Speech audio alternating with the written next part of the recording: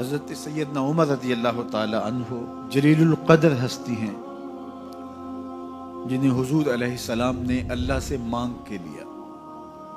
سارے صحابی رسول کریم صلی اللہ علیہ وآلہ وسلم کے مرید ہیں، لیکن جناب عمر میرے حضور کی مراد ہیں۔ 39 لوگ جب اسلام لا چکے، 39ویں شخص حضرت امیر حمزہ رضی اللہ تعالی عنہ تھے، اور ان کا ایمان لانا مسلمانوں کے لیے بہت بڑی ڈھارس اور بہت بڑے حوصلے کا سبب و ذریعہ بنا۔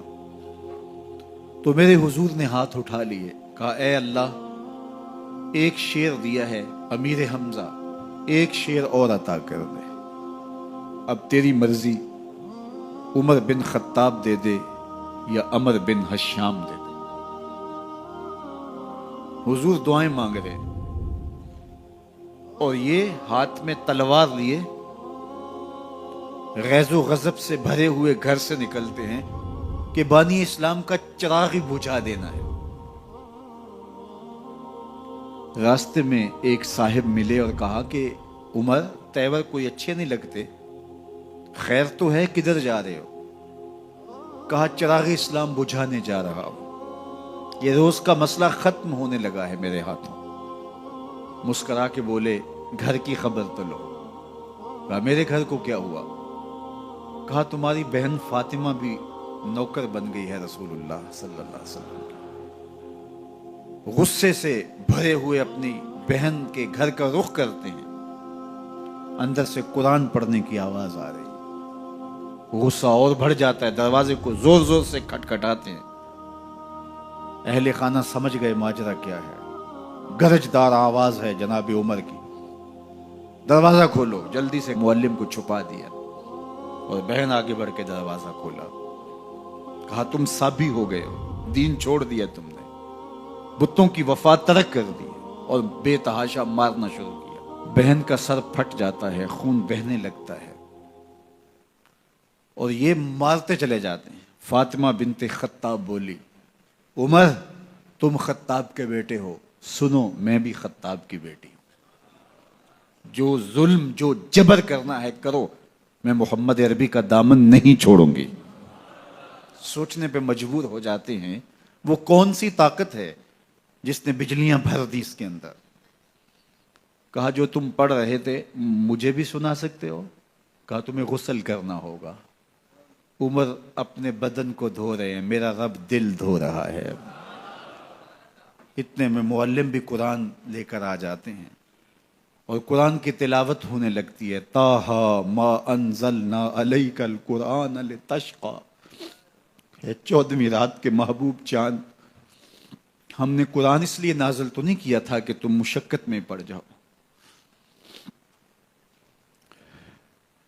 بے تاب ہو گئے، کہا عمر کی عمر برباد ہو گئی، مجھے لے چلو حضور کی چوکھٹ پہ۔ تلوار حمائل کی ہے، بہنوئی ساتھ ہیں،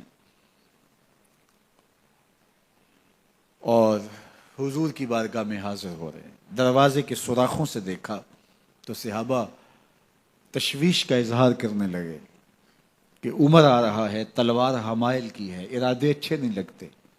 جناب امیر حمزہ نے کہا دروازہ کھول دو، اچھی نیت سے آیا تو استقبال کریں گے، نیت اچھی نہیں ہے تو اس کی تلوار سے اس کی گردن کاٹ دیں گے۔ حضور کے سامنے جا کے بیٹھ گئے، گلے میں کپڑا ڈالا تھا، حضور نے پکڑ کے کہا عمر ابھی وقت نہیں آیا کہ تم اسلام لے آؤ؟ یہی وقت تھا عمر کے اسلام لانے کا، لبوں پہ کلمہ جاری ہو گیا۔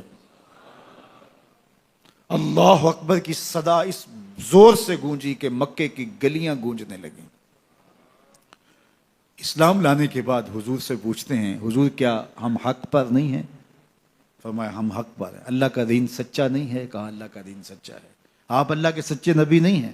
فرمایا میں اللہ کا سچا نبی ہوں۔ تو کہا پھر ہم چھپ کے عبادت کیوں کریں؟ اب مسلمانوں کی 2 صفیں بنتی ہیں، ایک صف کی قیادت امیر حمزہ کرتے ہیں، دوسری صف کے آگے آگے عمر بن خطاب چلتے ہیں اور حضور درمیان میں ہیں، اور یہ ملکوتی قافلہ صحن حرم میں آ کے اعلانیہ عبادت کرتا ہے۔ حضرت عبداللہ ابن مسعود رضی اللہ تعالیٰ عنہ فرماتے ہیں عمر کا اسلام لانا اسلام کے لیے عزت کا سبب بنا، اسلام کے وقار کی علامت بن گیا۔ ایک ایک کے دروازے پہ جا کے دروازہ کھٹکھٹا کے کہتے ہیں، وہ تو اور خبر سننے کے لیے بے چین تھے کہ یہ بانی اسلام کی زندگی کا چراغ بجھانے گیا تھا، کوئی خبر لایا ہوگا۔ وہ کہتے ہیں آؤ عمر کدھر آئے ہو؟ کہا تمہیں بتانے آیا ہوں، کمزوروں سے پنجہ آزمائی کرتے رہے ہو، آؤ میرے سے بات کرو، میں محمد عربی کا نوکر بن گیا ہوں۔ اللہ اکبر۔ میرے حضور نے فرمایا جب اچھے لوگوں کا ذکر کرو تو میرے عمر کا ذکر بھی کیا کرو۔ میرے عمر کی زبان پر حق بولتا ہے، سچ بولتا ہے۔ ان الشیطان یفر من ظل عمر، عمر کے سائے کو دیکھ کے شیطان بھاگتا ہے۔ اللہ اکبر۔ اسلام لائے تو زندگی کی ایک ایک سانس اسلام کے لیے وقف کر دی، حضور کا پہرا دیا، حضور کی ناموس کا پہرا دیا، حضور کی شریعت کا پہرا دیا۔ اسلامی فتوحات پھیلیں تو پھیلتی ہی چلی گئیں، کبھی مصر فتح ہو رہا ہے، کبھی ایران فتح ہو رہا ہے، آرمینیا تک مسلمانوں کی افواج پہنچتی ہیں۔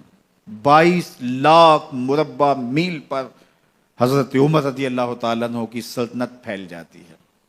عدل و انصاف کا دورہ ہوتا ہے۔ زمانے نے دیکھا کہ غیر مسلم بھی عدالت میں کھڑا ہے تو اسے خوف نہیں ہوتا تھا کہ میرے سے ناانصافی ہوگی، اس لیے کہ حکومت عمر کی چل